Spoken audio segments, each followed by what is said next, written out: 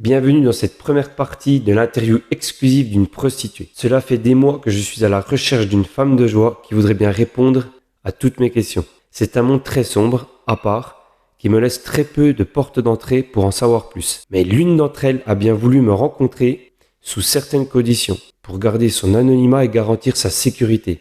La voix a été modifiée, son visage caché. Si tu n'es pas abonné, abonne-toi, like la vidéo, c'est très important pour la survie de mon compte. On se retrouve tout de suite après l'intro.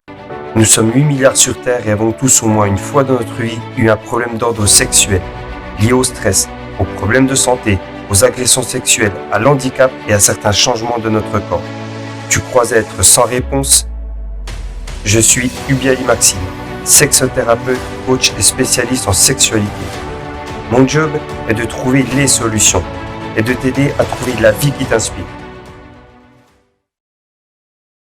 Bonjour, en tout cas, je te remercie d'avoir accepté cette interview. Ça fait des mois que je cherche une prostituée ou une escorte. D'ailleurs, quel terme tu veux que j'emploie? Parce que ça peut être compliqué. Tu peux dire tout simplement pute, hein. C'est pas péjoratif pour nous quand on en parle entre nous. D'accord? C'est toujours la manière dont la personne le dit, mais une pute, une prostituée. J'utiliserai pas ce mot-là quand même. Sur les réseaux, je vais utiliser le mot escorte, prostituée. D'accord? Mhm. Mais écoute, présente-toi. Bonjour, je m'appelle donc Aïcha, j'habite en France et je suis d'origine algérienne. J'ai 32 ans. Depuis combien de temps tu te prostitues? Alors ça fait 6 ans. 6 ans en France, donc 4 ans sur Paris et j'ai quitté Paris car les grandes villes c'était beaucoup plus horrible que les petites villes. Au niveau de la sécurité et tout Mm. ça? D'accord, je peux comprendre. Pourquoi fais-tu ce métier? Alors au début, au commencement, c'était pour l'argent, pour gagner un petit peu d'argent facilement. Et après, je me suis pris au jeu parce qu'on peut gagner énormément d'argent. Et j'en ai fait mon travail. C'est un gros projet professionnel, mais qui va me permettre d'utiliser cet argent pour ma famille, notamment pour ma retraite. Et voilà, l'argent rentre plutôt vite. Ok, très bien. J'ai une trentaine de questions. Par contre, toutes les questions que je vais te poser, tu n'es pas obligé d'y répondre. Je ne vais pas te mettre la pression là-dessus. Mhm. D'accord? C'est toi qui décides. C'est toi qui gères.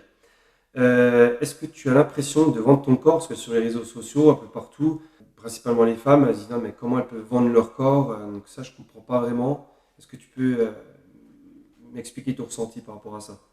Alors moi, j'aime pas trop ce terme, vendre son corps. Moi, c'est un choix. Mon corps, il m'appartient, j'en fais ce que je veux.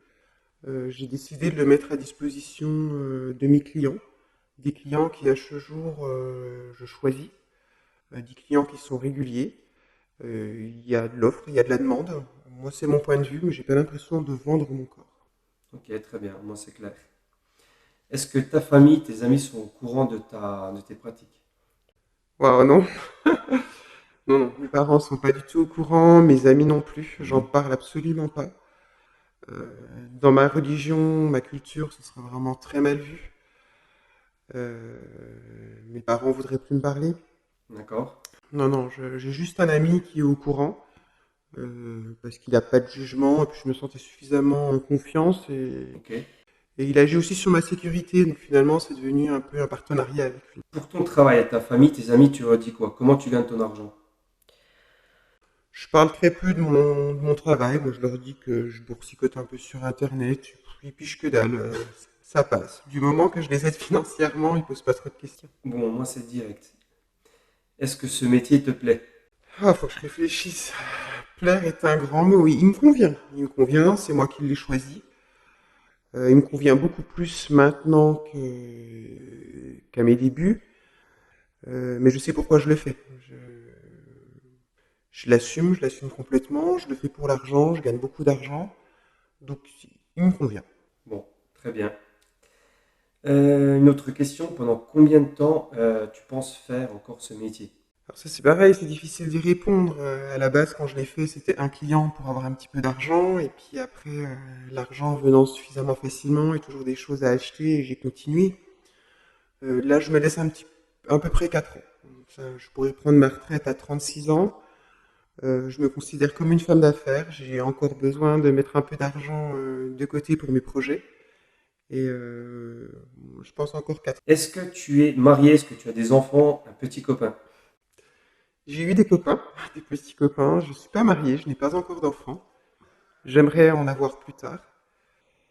C'est compliqué avec ce métier d'avoir un petit copain et de lui expliquer et qu'il comprenne et qu'il accepte. Je comprends qu'il puisse ne pas accepter.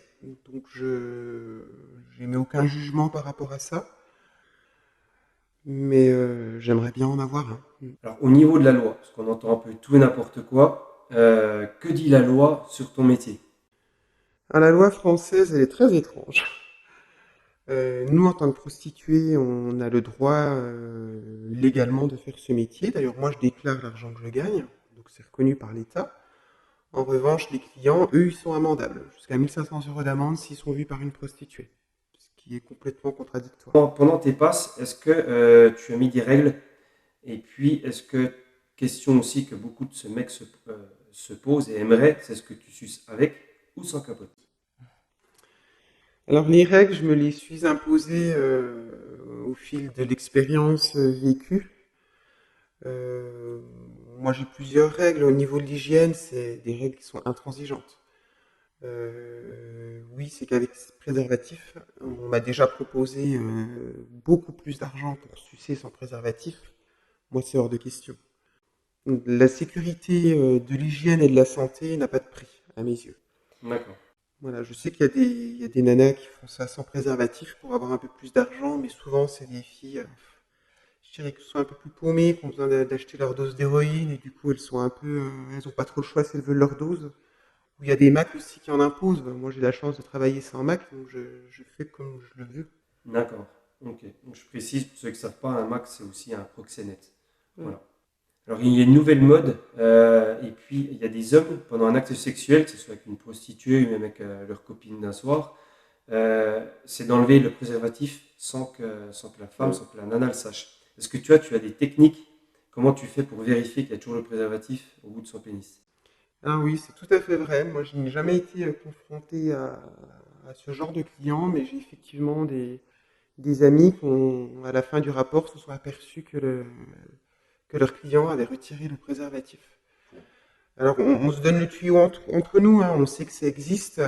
Voilà, il y a une petite technique qui est assez facile. On se touche les lèvres avec les doigts et avec le bout du doigt, on arrive à voir si le préservatif est toujours en place. Euh, c'est une technique. Après, le mieux, c'est de connaître quand même son client et puis de savoir qu'il va pas faire une chose pareille. Lui aussi risque, hein. Il n'y a pas que la prostituée qui risque.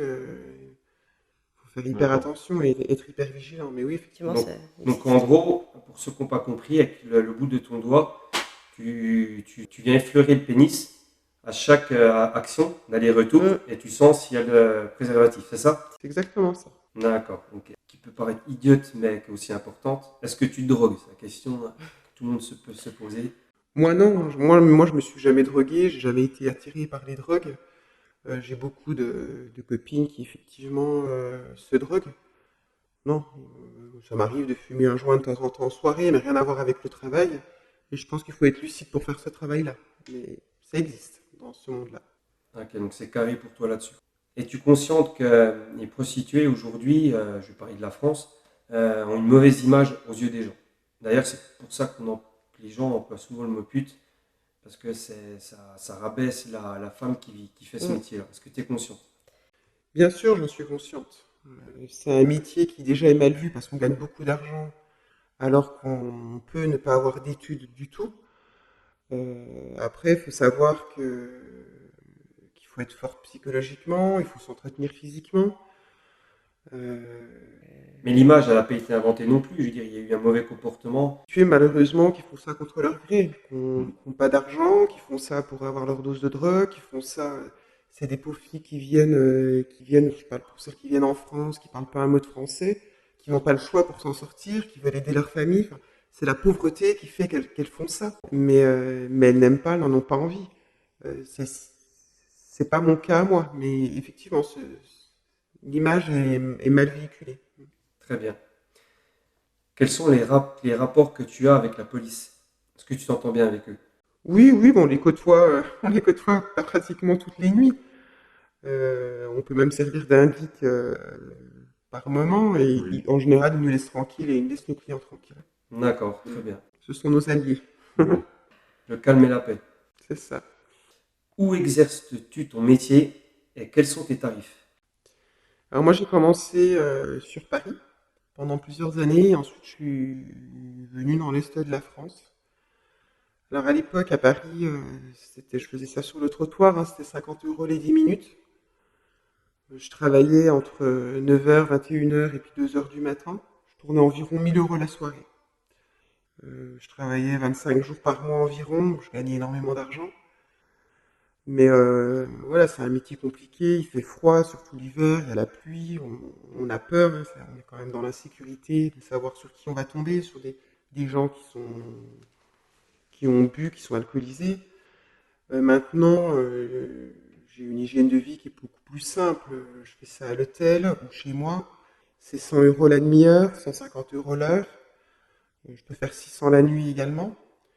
En ce moment, je suis entre 10 et 15 000 € par mois. D'accord. Voilà, sachant que j'ai aussi des clients qui sont réguliers, que je connais, je risque plus grand-chose. Et je passe beaucoup de temps aussi à m'entretenir physiquement. Je fais beaucoup de salles de sport, voilà, je fais attention à ma ligne et à ce que je mange. Donc tu gagnes moins d'argent qu'avant, mais c'est plus confortable. Est-ce que tu refuses des clients et pourquoi? Alors oui, j'en refuse. J'en refusais déjà avant et j'en refuse encore plus maintenant. J'ai dû faire un choix et encore une fois, mon choix se porte sur la sécurité. Il y a certains types de personnes, de clients, où on sait que ce sera compliqué ou qu'on aura des problèmes. Voilà, moi-même, je suis d'origine maghrébine, mais je ne fais pas confiance à la population maghrébine ou noire. C'est des personnes avec qui il y a souvent des problèmes. Bien sûr, l'expérience des débuts et surtout dans la rue, et l'expérience aussi entre nous, entre les filles, hein, on se parle beaucoup et quasiment toutes, on les refuse sauf des clients réguliers qu'on connaît, parce que bien sûr, ils sont pas. Mais la violence, le non-respect, il n'y a pas la femme et on peut se retrouver. Enfin, je me suis retrouvé dans des situations très compliquées à gérer, à faire des choses que je ne voulais pas. Et, euh, et on estime un prix et ils refusent de payer le prix. Enfin, il y a quand même. Ils sont pas très respectueux. D'accord, donc si j'ai bien compris, tu ne les mets pas tous dans le même panier, il n'y a pas d'amalgame, mais pour éviter tout problème, vous préférez tous, quasiment tous, les mettre dans le même panier pour éviter tout problème, c'est ça? C'est ça. Ok, très bien.